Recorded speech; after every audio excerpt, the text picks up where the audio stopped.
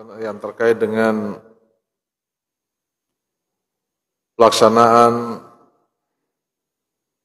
kurban ataupun pelaksanaan, begitu pula pelaksanaan sholat, khususnya sholat hari raya Idul Adha. Jamaah maghrib yang saya hormati, perintah berkurban itu sebenarnya jelas sekali di dalam Al-Quran. Ayat yang sering kita baca dan bahkan menjadi surah yang terpendek di dalam Al-Quran, yaitu surah Al-Kautsar. Itu memerintahkan kepada kita semua umat Islam yang mengaku umat Muhammad tentunya untuk senantiasa melaksanakan ibadah salat. Begitu pula senantiasa melaksanakan ibadah kurban. Inna a'tainaka al-kautsar, sesungguhnya kami memberikan kamu Muhammad al-kautsar. Al-kautsar itu adalah nikmat yang sangat banyak. Karena kita diberi nikmat yang sangat banyak yang di dalam ayat yang lain kalau kita mau menghitungnya pasti kita tidak mampu menghitungnya. Wa in ta'udu ni'matallahi la tuhsuha. Kalau kalian mencoba menghitung-hitung nikmat Allah, pasti akan, saudara, kita semua tidak mampu menghitungnya. Oleh karena itu, bentuk terima kasih kita kepada Allah Subhanahu wa taala adalah fasholli li rabbik. Hendaklah kamu melaksanakan sholat.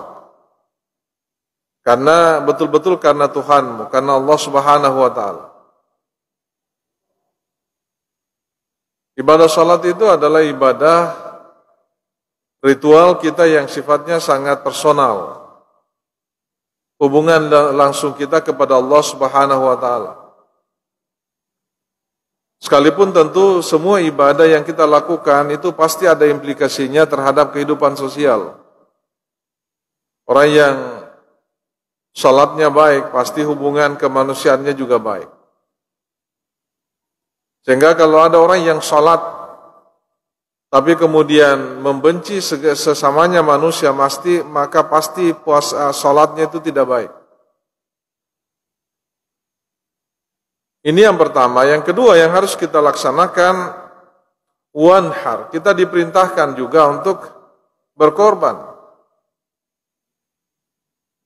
Korban ini tentu tidak setiap saat karena ada waktu tertentu dan hanya sekali dalam setahun. Kalau kita lihat ayat ini, itu bentuknya perintah. Dan di dalam Al-Quran, begitu pula dalam hadis, ketika ada ayat ataupun hadis yang bentuknya perintah, maka itu biasa dimaknai sebagai kewajiban. Al-aslu fil amri lil wujub. Dasar dari perintah itu adalah menunjukkan kewajiban. Dalam ayat ini Allah mengatakan wanhar, berkorbanlah kamu. Itulah sebabnya ada sebagian ulama yang mengatakan bahwa karena ayat ini bentuknya perintah, maka kemudian berkurban itu adalah wajib hukumnya bagi kita semua. Ya, itu wajib hukumnya. Tentu bagi mereka yang memiliki kemampuan. Tapi kalau mungkin kita ditanya semua, apakah mampu berkorban atau tidak? Mungkin jauh lebih banyak mengatakan, saya tidak mampu. Saya tidak punya uang 2 juta dalam setahun. Itu kan keterlaluan itu. Biar uang 2 juta juga susah dikumpulkan, sementara dia beli mobil. Ya, bagaimana bisa seperti itu? Makanya orang yang tidak mau berkorban, oleh Rasulullah SAW mengatakan kalau begitu tidak usah dekat-dekat dengan masjid. Wajada sa'atan walam yudhhi fala yaqrabanna musallana. Siapa yang mendapatkan, yang memperoleh ada kelapangan ekonomi dalam hidupnya, ada kemampuan ekonomi untuk berkurban. Tapi kata Nabi, walam yudhhi, ternyata dia tidak berkurban. Kata Nabi, fala yaqrabanna musallana. Tidak perlu Anda dekat-dekat tempat salat kami. Sepertinya Nabi mengatakan, ya kamu bukan umat saya. Kenapa? Karena Rasulullah saja secara ekonomi terkadang beliau mau makan, tapi kemudian tidak ada yang bisa dimakan. Tapi tidak pernah tidak berkorban selama kurban itu disyariatkan. Makanya kemudian ini juga menjadi dasar bahwa kurban itu adalah wajib. Karena Nabi tidak pernah tinggalkan. Sekalipun mayoritas ulama menyebut bahwa berkorban itu memang hanya hukumnya sunnah saja. Tapi kemudian pahalanya sangat dan luar biasa banyaknya. Karena bukan itu daging yang dituntut oleh Allah Subhanahu wa taala. La yanalallahu luhumuha wala dimauha walakin yanaluhu taqwa minkum. Yang ingin dilihat oleh Allah Subhanahu wa taala itu lebih pada ketakwaan kita kepada Allah Subhanahu wa taala. Oleh karena itu, kalau kita memiliki sedikit kemampuan, maka jangan pernah kita tidak berkorban. Kalau bisa dalam rumah tangga kita, berapa orang di situ ya, apalagi kalau semuanya memiliki kemampuan ekonomi ya, istri kita juga ada pekerjaannya, anak kita juga mungkin sudah ada pekerjaannya, ya ajaklah untuk berkorban. Dan itu adalah ibadah yang sangat mulia di sisi Allah Subhanahu wa taala. Jamaah maghrib yang saya muliakan, ada beberapa persoalan yang saya ingin paparkan ke hadapan hadirin jamaah maghrib yang saya muliakan. Dan saya rasa sekalipun ini kita mungkin sudah banyak yang faham itu. Persoalan pertama adalah, tapi ini saya coba angkat ya berdasarkan apa yang saya lihat di berbagai media, khususnya di media WhatsApp ya, ataupun di media elektronik yang lain. Itu terkadang orang banyak berdiskusi tentang banyak hal terkait dengan pelaksanaan Idul Kurban. Yang pertama adalah ditemukan beberapa hadis yang melarang kita memakan daging kurban kita setelah lewat dari 3 hari. Sementara kita mungkin banyak yang menyimpan itu sampai berbulan-bulan. Ya, nah taruh ke freezer ya, selalu bikin coto setiap sekali 2 kali dalam sebulan karena dia simpan itu anunya.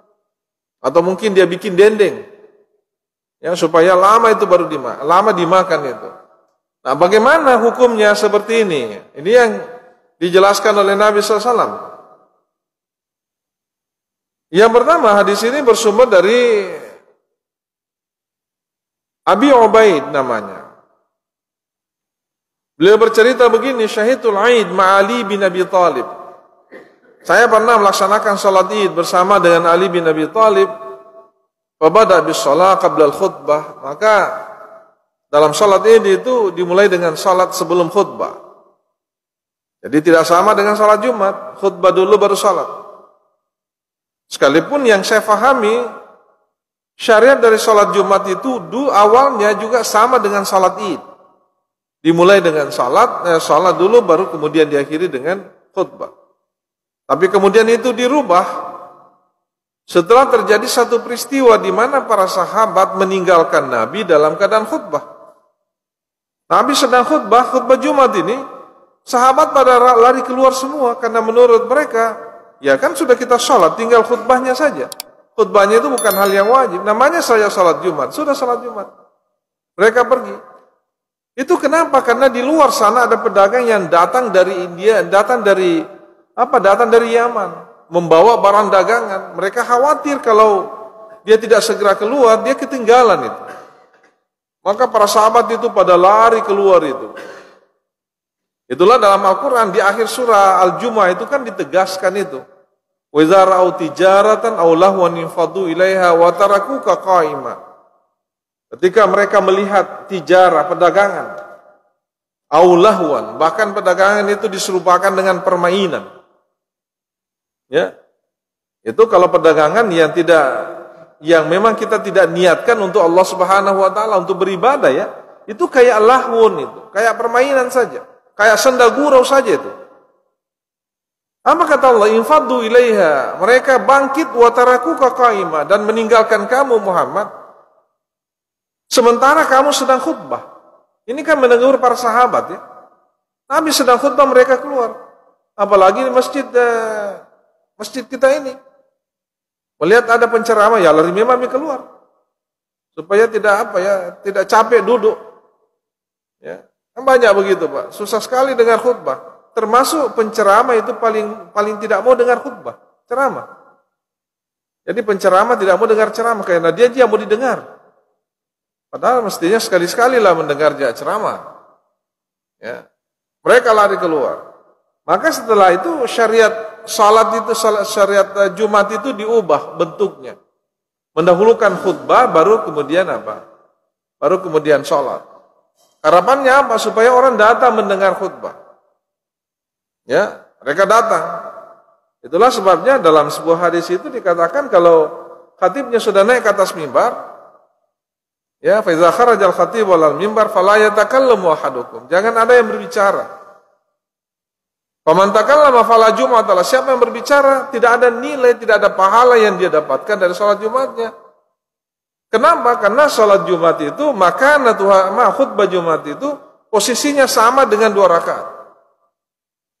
Itulah sebabnya jangan ada yang bicara karena seperti kita bicara dalam salat. Kita dilarang bicara. Sementara kita di Indonesia ini termasuk di Makassar banyak sekali kan khatibnya khutbah, di belakang juga dia khutbah. Ya, di belakang juga khutbah. Apa yang dia dapatkan itu? Ya, ini ciri-ciri kan mereka yang hanya mementingkan dunianya saja. Tidak mementingkan ukhrawinya. Itulah salat Jumat pertama itu. Tapi kemudian diubah bentuknya ya. Nah, kata Abu Ubaid ya, saya mendengarkan khutbah, saya salat bersama dengan Ali. Maka dia kemudian waktu itu Ali menjadi khalifah ya, yang memulai salatnya, dia memulai dengan salat sebelum dia khutbah. Sudah itu kemudian beliau mengatakan, wa qala inna Rasulullah SAW nahana an na'kula min luhumi nusukina ba'da thalathin. Ali mengatakan bahwa Rasulullah SAW melarang kami memakan daging kurban kita sesudah 3 hari. Titik sampai di situ. Jadi awalnya tidak boleh kita simpan lama itu daging kurban kita. Terutama bagi mereka yang berkurban ya. Yang diuntungkan ini adalah mereka yang terima daging kurban. Ini kan teguran kepada orang yang berkurban. Memangnya ada kurban untuk Anda makan sendiri. Nah itu sebabnya dibagi kan. Untuk orang yang berkurban itu. Dan itu tentu semua ada dalilnya di jamaah ya. Ada dalilnya. Jadi jangan dimakan sesudah 3 hari. Hadisnya sampai di situ saja. Ini dan banyak hadis yang serupa dengan ini. Termasuk hadis yang bersumber dari bersumber dari Abdullah bin Umar. Beliau mengatakan annahu qala la ya'kulu ahadun min lahmi adhiyatihi fawqa 3 ayyam. Jangan sama sekali ada di antara kalian yang memakan daging kurbannya sesudah 3 hari. Jadi bukan hanya Ali ya, tapi Abdullah bin Abbas juga meriwayatkan hal yang sama. Juga dari beberapa sahabat yang lain. Tetapi ada satu hadis yang ternyata penyebab Rasulullah SAW melarang untuk memakan daging kurban sesudah 3 hari itu karena ada sebabnya. Ada sebabnya. Artinya apa? Mungkin ya sesudah sebab itu terjadi, maka kemudian sudah boleh kita memakan daging kurban itu sesudah lebih dari 3 hari. Ini ada satu riwayat yang bersumber dari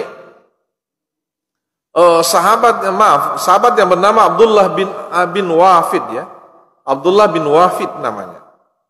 Beliau mengatakan naha Rasulullah SAW an akli luhumid dhahaya ba'da 3. Rasulullah SAW melarang memakan daging kurban itu sesudah 3 hari. Kalau Abdullah bin Abi Bakar, ya Abdullah bin Abi Bakar kemudian mengatakan fazakartu dzalika li Amrah. Persoalan ini kemudian saya ceritakan kepada Amrah.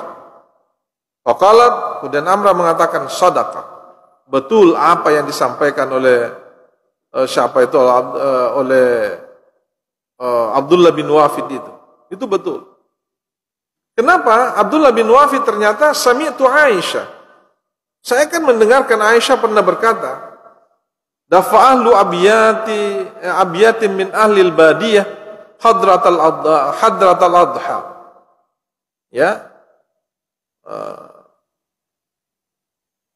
Ada beberapa penduduk dari beberapa rumah dari orang-orang ahlul badiyah, orang-orang kampung ya, yang ketika mereka mau laksanakan sholat id itu datang ke kota, Pak, datang ke Madinah ya, dan datang ke Madinah itu juga untuk berkorban. Dia bukan datang untuk sholat saja, tapi dia juga datang membawa hewan kurbannya.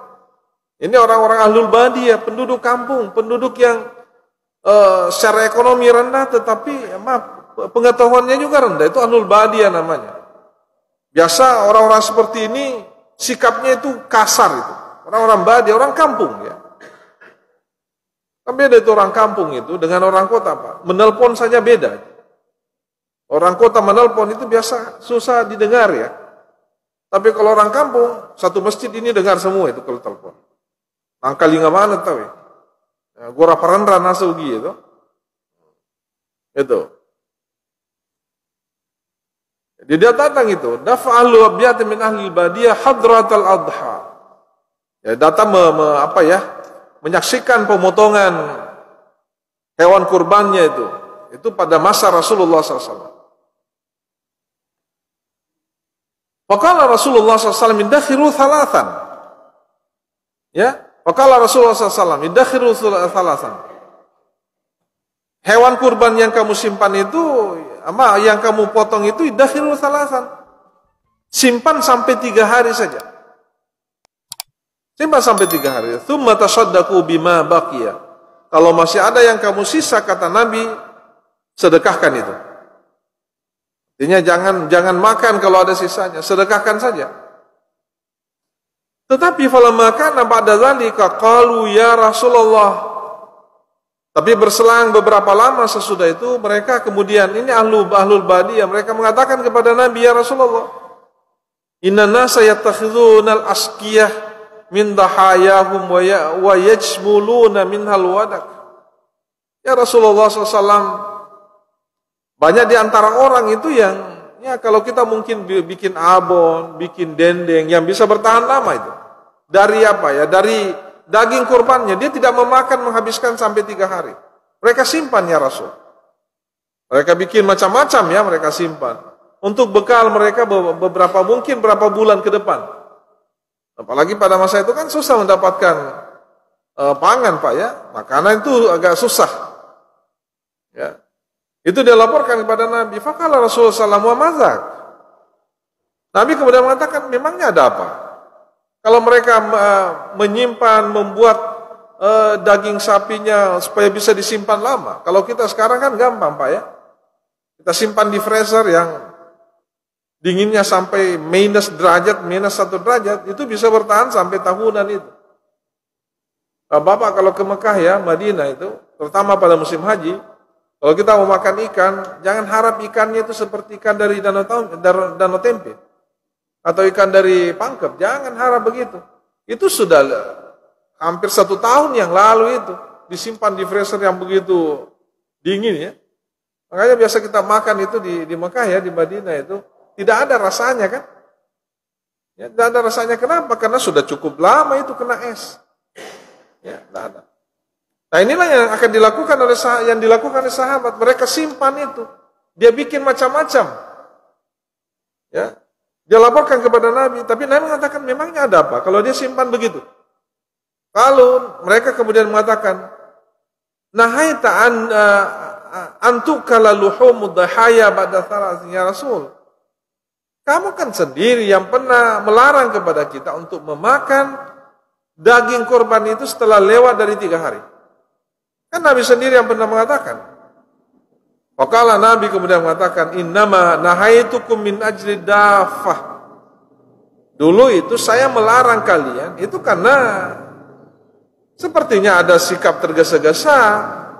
Allati dafat, yang khususnya yang tergesa-gesa, yang mau yang mau cepat-cepat dipotong anunya itu, mereka tergesa-gesa. Maka kemudian Nabi mengatakan, fakulu, makanlah itu daging korbannya. Selain dimakan, wadakhiru, boleh kamu simpan. Lebih dari 3 hari boleh. Watasaddaku, dan boleh kamu sedekahkan. Dari hadis yang terakhir yang saya bacakan ini kan jelas sekali bahwa hadis yang disebutkan oleh Rasulullah di awal tadi itu sebenarnya secara hukum itu sudah dihapus. Jadi hukumnya dihapus tetapi hadisnya masih ada. Karena memang jangankan di dalam hadis, di dalam Al-Quran itu kan ditemukan beberapa ayat itu secara hukum tidak berlaku lagi. Tetapi teksnya masih ada. Ayatnya masih ada. Hadis juga begitu, ditemukan ada beberapa hadis yang secara hukum tidak berlaku lagi, tapi teks hadisnya masih ada. Ya, teks hadisnya masih ada. Nah, ditemukan seperti ini yang disebut dengan ayat nasikh. Nah, kalau hadis nasikh mansukh, ada hadis yang dihapus hukumnya oleh hadis sendiri. Tapi ada ayat yang secara hukum dihapus hukumnya oleh ayat sendiri. Ada ayat Al-Quran dihapus hukumnya oleh apa? Oleh hadis Nabi ataupun sebaliknya. Itu boleh itu. Dan itu ditemukan. Sama dengan kita semua yang tidak mau ziarah kubur, Pak. Heran saya itu. Memang Nabi pernah mengatakan dulu, saya larang kalian ziarah kubur. Karena kenapa? Ada penyebabnya. Ada ilatnya. Apa ilatnya? Banyak orang pergi ziarah kubur sebelum mereka Islam. Dan tentu masih ada pengaruhnya sampai awal-awal Islam. Mereka datang kubur, dia sembah orang yang ada di kubur. Karena orang jahiliyah jangankan orang mati, Pak. Sesuatu yang tidak memberi mudarat dan manfaat saja dia sembah. Apalagi kalau orang. Ya, apalagi kalau orang. Jadi Nabi bilang jangan kalian seperti yang saya sebutkan tadi. Ya, jangan kalian menziarah kubur. Tapi sekarang kata Nabi fazuruha, jadi hukumnya dilarang itu. Yang sekarang dihapus hukumnya itu. Sekarang boleh ziarah. Ya, makanya kalau ada yang mau ziarah kubur silahkan. Apalagi kalau kuburannya Nabi diziarahi, Pak, luar biasa tuh. Manzarani maitan kana ka manzarani hayyan. Siapa yang berziarah kepada saya ketika saya sudah mati, nah itulah pentingnya ada kuburan Nabi. Bagaimana kita mengunjungi kuburan Nabi kalau tidak ada kuburnya? Maaf ya, kalau saya katakan orang-orang Wahabi dulu, para penguasa Saudi kan pernah ada wacana untuk memindahkan kuburan Nabi, bahkan seperti raja-raja itu. Dipindahkan, kalau bisa disimpan seperti kan orang kalau mati di Mekah Madinah, Pak. 2 tahun kemudian sudah tidak ada kuburnya di situ. Pergi dikumpul di satu tempat itu, karena tidak ada tempat penguburan kan? Tidak ada. Ya mereka juga mau jadikan seperti itu kuburan Rasulullah. Tapi bagaimana bisa mengunjungi kuburan Rasulullah kalau kuburannya tidak ada di situ? Ya, mereka mengatakan, karena kenapa di masjid tempatnya? Kenapa di masjid? Kenapa bukan di tempat yang lain? Kenapa seperti itu? Karena di mana Nabi dikuburkan hari ini bersama 2 sahabat utamanya, Abu Bakar dan Umar, disitulah sebenarnya rumah Rasulullah. Hanya karena perluasan masjid, akhirnya itu kena pembangunan masjid. Para penguasa dulu tidak mau pindahkan. Maka bagaimana caranya? Supaya tidak terkesan ada kuburan di situ. Maka kemudian ditemboklah keliling. Tembok kan? Makanya kalau di belakangnya itu kan kita tidak tahu kalau di situ ada kuburan. Bagi orang yang pertama masuk masjid Nabawi kan tidak tahu itu. Pada situ ada kuburannya Nabi. Kan ada hadis itu Nabi sendiri melarang ada kubur di dalam masjid.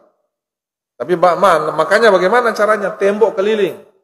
Supaya tidak terkesan ada kuburan di sana. Ya.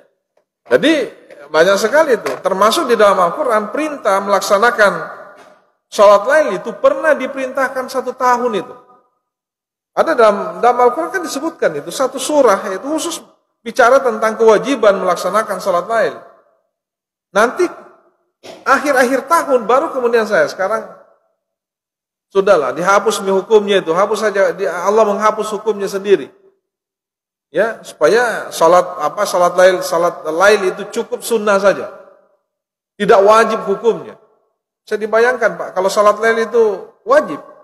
Man rasa mana ki megangi dia nas sempaja daripada mas sempaja. Ya, megang.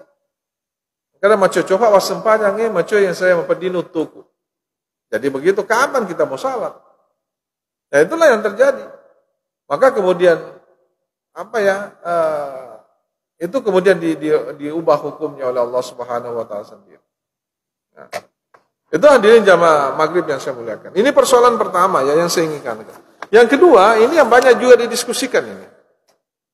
Ya, yang banyak didiskusikan juga oleh saya baca di berbagai WA ya. Bagaimana orang yang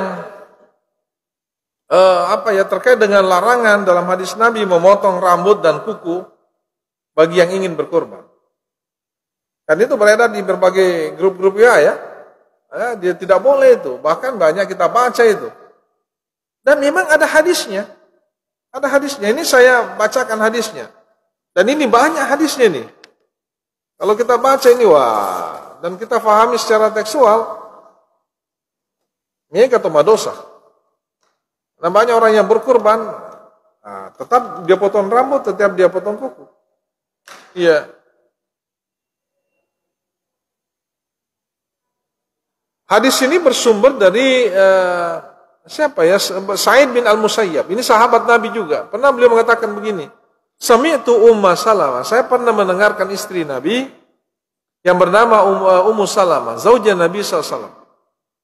Taqul, dia mengatakan, qala Rasulullah SAW. Nabi SAW pernah bersabda, man kana lahu dhibhun yadhbahuhu. Siapa yang punya hewan kurban yang bertujuan untuk dikurbankan, maka faiza uhilla hilalu Dzulhijjah, apabila bulan baru ya masuk Zulhijjah, awal Zulhijjah. Namanya hilal kan itu bulan baru kan? Ya, itu hilal. Apa yang dilarang oleh Nabi? Fala ya'khudhanna min sya'rihi wala min azfarihi syai'an. Maka janganlah sama sekali dia memotong rambutnya, memotong kukunya sekalipun hanya sedikit. Hatta yudhhiya, sampai dia sudah berkurban. Sampai dia sudah berkurban. Kalau mungkin Pak Haji tidak ada masalah karena masih panjang saya janggutnya, berarti sudah berapa hari tidak potong. Ya. Tapi kalau saya dipertanyakan kenapa tidak tahu, bisa jadi kemarin saya potong padahal saya juga mau berkurban. Ya kan? Nah, ini jadi masalah. Gimana dengan itu? Dan ini banyak riwayat hadis begini. Saya mau bacakan ya, ini ada berapa pandangan ulama sebenarnya. Paling tidak ada dua pendapat terkait hal tersebut. Ya, dasar hadis riwayat Ibnu Majah, selain dari Imam Muslim ini, ada juga dalam Ibnu Majah dan beberapa riwayat Ahmad bin Hanbal dan beberapa hadis yang lain. Ya, yang pertama, apabila 10 hari pertama telah masuk dan seorang di antara kalian hendak berkurban, maka janganlah menyentuh, ya disebut di sini bahkan jangan menyentuh rambut dan dan kulit sedikit pun. Nah, di hari riwayat yang lain jangan sama sekali memotong rambut, memotong kuku sedikit pun sampai dia berkurban. Ya. Dari sini kemudian oleh ulama itu berbeda pendapat. Ya, ada berapa perbedaan pendapat. Saya bisa bacakan teks hadisnya, teks perbedaan pendapat ulama. Ada yang mengatakan waqtalafal ulama fi man dakhalat alaihi asyru Dzulhijjah wa arada yudahi. Faqala Sa'id bin Al-Musayyab, Rabi'ah, Ahmad wa Ishaq wa Daud wa ba'd ashabi Syafi'i innahu yahrumu alaihi akhdhu syai'in min sya'rihi. Ada sebagian ulama termasuk sebagian pengikut Syafi'i yang mengatakan dari hadis ini sebenarnya jelas sekali kita dilarang memotong rambut, memotong kuku sekalipun sedikit. Nah, kalau dikatakan yahrum itu haram. Kalau kita melakukan itu berarti kita berdosa. Tentu kalau kita tahu. Tapi kalau dia disengi, kepada hadis sama pakar, itu berarti tidak apa-apa. Ya kan, karena segala sesuatu yang kita tidak tahu, kemudian kita lakukan, ya, atau tidak sengaja, itu kemudian menggugurkan dosa. Ya, dosa kita. Itu ya pendapat ini diikuti oleh banyak sahabat, banyak ulama. Termasuk di dalamnya itu adalah Ahmad bin Hanbal, sebagian pengikut Syafi'i, apalagi Daud Az-Zahiri. Apalagi Daud Az-Zahiri. Mengatakan innahu yahrumu alaihi akhdhu syai' min sya'rihi wa azfari hatta yudhhiya fi waqtil adhiyah. Itu haram sampai sudah dia memotong hewan kurban pada saat dia berkorban. Sementara Imam Asy-Syafi'i dan para pengikutnya mengatakan huwa makruh karahata tanzih wa laisa biharam. Itu hanya sampai dia makruh saja, tapi dia tidak sampai haram. Enggak sampai haram, makruh saja. Tapi perlu kita tahu yang namanya makruh itu kan hampir batal itu. Ya. Kalau hampir batal kan begini, contohnya kalau kita sementara puasa, siang-siang itu karena sangat kehausan, jokim pelung. Langsung berendam di apa? Berendam di mana itu? Di kolam, katakan begitu. Tidak minum, tidak apa, tapi kan berendam itu membuat ada pengaruh yang sangat signifikan terhadap terhadap kehausannya, bisa jadi sudah tidak haus lagi. Ya, apalagi kena coba-coba cedek. Itu sudah batal malah. Ini pun tidak dicoba pasti pasti ada. Ini namanya makruh. Makruh itu hampir batal kalau dalam ya. Kalau batal itu berarti kita berdosa, hal haram yang kita lakukan. Ini yang dikatakan oleh Imam Asy-Syafi'i tidak sampai haram, tapi itu makruh. Jadi makruh pun sebaiknya kita hindari, jangan sama sekali jangan sampai kita lakukan itu. Sementara Imam Abu Hanifah itu mengatakan la yukrih, tidak makruh itu. Tak makruh.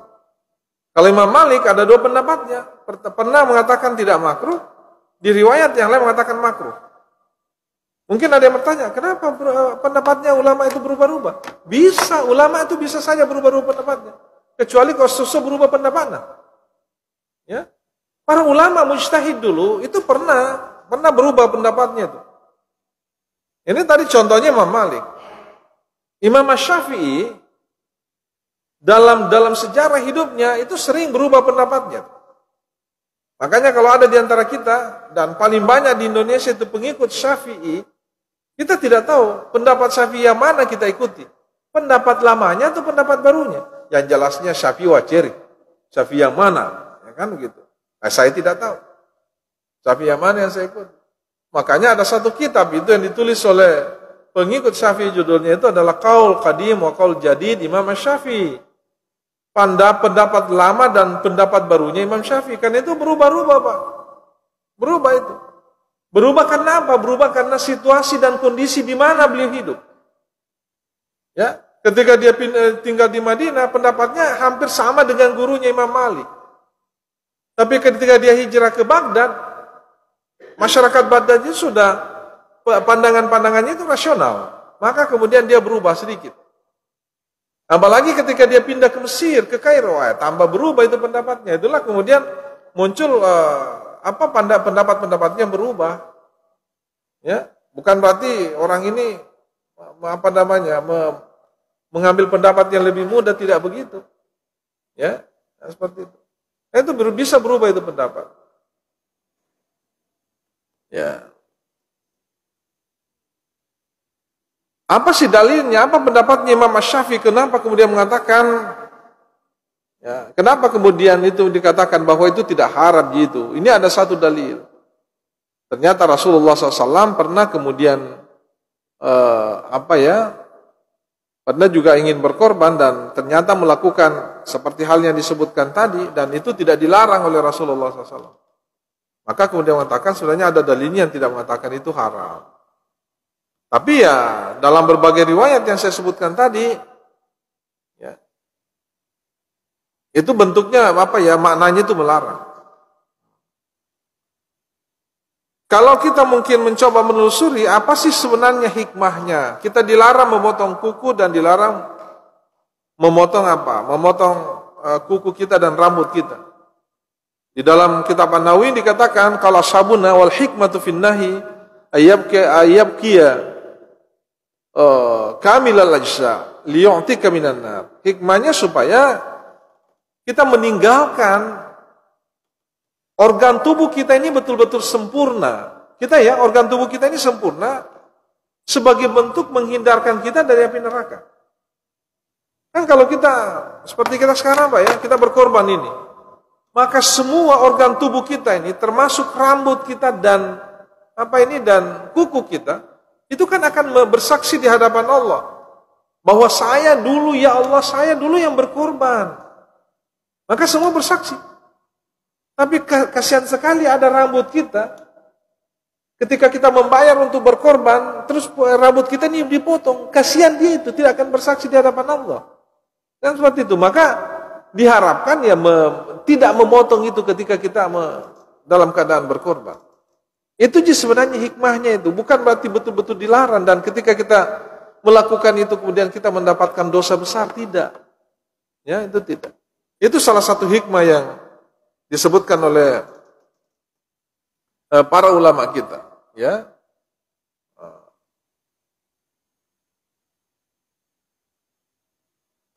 Ada juga ulama mengatakan sebenarnya bukan hanya bukan hanya rambut dan kuku kita, tetapi termasuk rambut binatang yang kita potong. Karena ada bulunya ya, rambutnya itu jangan juga. Karena itu dia bisa menjadi saksi di hadapan Allah Subhanahu wa taala. Itu bagian kedua yang kita bahas pada malam hari ini. Yang ketiga, mumpung ini belum selesai. Ini di Indonesia memang negara yang sangat yang plural, negara yang kita ini terlalu banyak pendapat, Pak. Negara yang sangat moderat itu, sangat demokratis. Siapapun boleh berpendapat. Dan itulah yang menyebabkan di Indonesia ini sering sekali terjadi perbedaan pendapat terkait dengan kapan kita lebaran. Kapan kita lebaran sekarang? Ya ke depan ini paling tidak orang 2 kali lebaran, Pak. Sabtu dan Ahad. Mungkin banyak mengatakan lah, orang kan sudah wukuf itu hari Jumat, berarti Sabtu lebaran. Memangnya kita tinggal di Mekah? Kalau tinggal di Mekah ya silakan Anda wukuf silakan Anda lebaran hari Sabtu. Tapi kita tinggal di Indonesia. Apa alasannya? Tentu ada semua alasannya. Dan selama dalil yang digunakan itu tidak bisa dikompromi, selamanya kita akan berbeda. Selamanya. Nah, terserah kita mau yang ikut yang mana. Mau ikut organisasi atau mau ikut pemerintah. Yang mana wajib diikuti? Pemerintah. Atiullah wa atiur Rasul wa ulil amri minkum. Ya, seperti itu kalau saya gampang sekali ya. Karena di pemerintah, majelis ulama dan Kementerian Agama di sana berkumpul orang-orang cerdas, orang pintar, para ulama di semua lembaga dan organisasi. Semua di sana ngumpul itu. Tidak ada yang semua dipanggil. Siapa yang mewakili ini organisasi kumpul di sana, diskusi. Nah, di dalam hadis Nabi SAW puasa kan dasarnya umpamanya puasa. Puasa itu sumu li ru'ya waftiru li ru'ya. Puasalah kalian ketika Anda melihat bulan. Maksudnya bulan sabit ya. Wa aftiru li ru'ya, dan berbukalah ketika Anda melihat bulan. Pertanyaannya, apakah ayat itu mengatakan puasalah ketika Anda bisa hitung? Tidak ada itu. Tapi Nabi mengatakan ru'ya, melihat. Ru'ya itu artinya melihat dengan mata, Pak. Oke, kemudian ulama mengatakan bisa dengan menggunakan alat teropong, ada alat khusus yang digunakan. Astronomi ya, dalam ilmu astronomi. Ternyata oleh para ilmuwan mengatakan bahwa, maaf kalau saya keliru, di bawah 3 derajat itu tidak akan mungkin bisa dilihat, jangankan dengan mata, dengan alat secanggih apapun belum bisa dilihat. Bisa dilihat. Ya, jadi kalau kita berdasar pada hadis ini, maka sebenarnya nanti boleh kita lebaran ketika sudah hitung 10 Zulhijjah itu nanti pada hari Ahad. Nanti pada hari Ahad. Jadi buat apa kita sebenarnya berdebat? Tidak pernah selesai. Indonesia ini masalahnya. Masalah utama kita di Indonesia karena kita sendiri yang sepakat mengangkat MUI, menunjuk MUI sebagai lembaga yang memiliki otoritas. Memiliki otoritas untuk memutuskan segala sesuatu yang terkait dengan agama, tapi ternyata terkadang kita ikuti, tapi di satu sisi kita tidak ikuti. Nah, makanya ya, beda dengan Beda dengan di negara-negara Arab yang lain. Tidak usah di negara Arab, di tetangga kita. Di Malaysia, di Brunei, itu satu kali semua, karena ketika fatwanya mengatakan hari ini, tidak ada yang mau macam-macam itu. Kalau kita di Indonesia, nah baru sudah menetapkan tanggal sekian kita mau puasa, tanggal sekian ya. Makanya ya terus terang, saya tahu kalau itu sebenarnya kalau kita ini sudah lama tahu kalau pasti berbeda itu.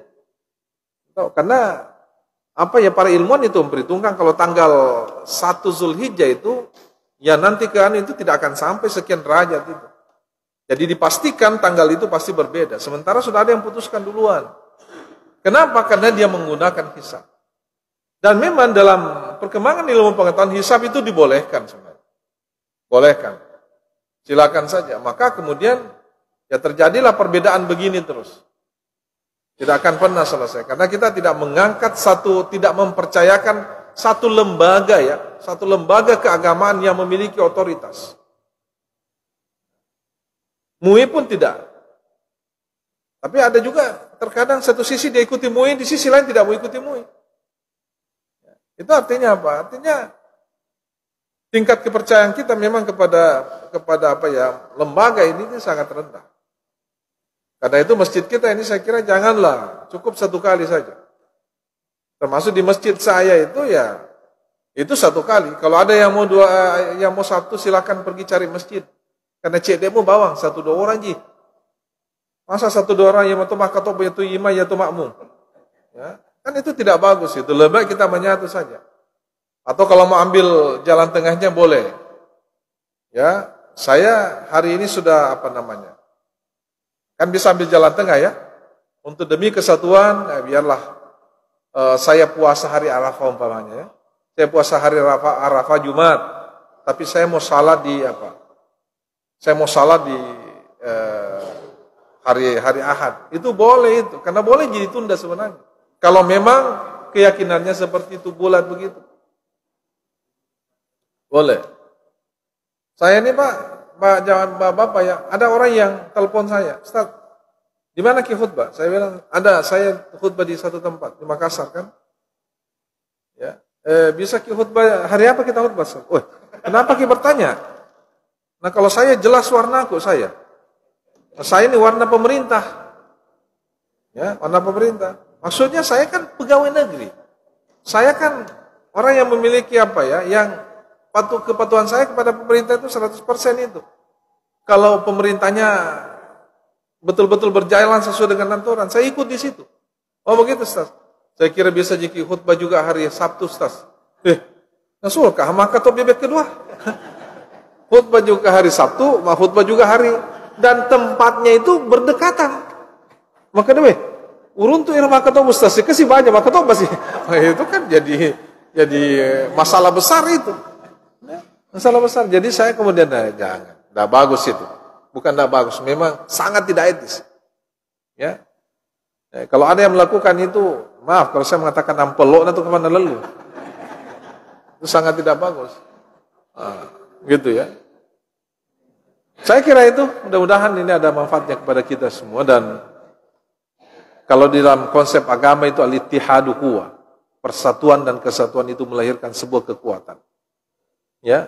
Melahirkan sebuah kekuatan. Assalamualaikum warahmatullahi wabarakatuh.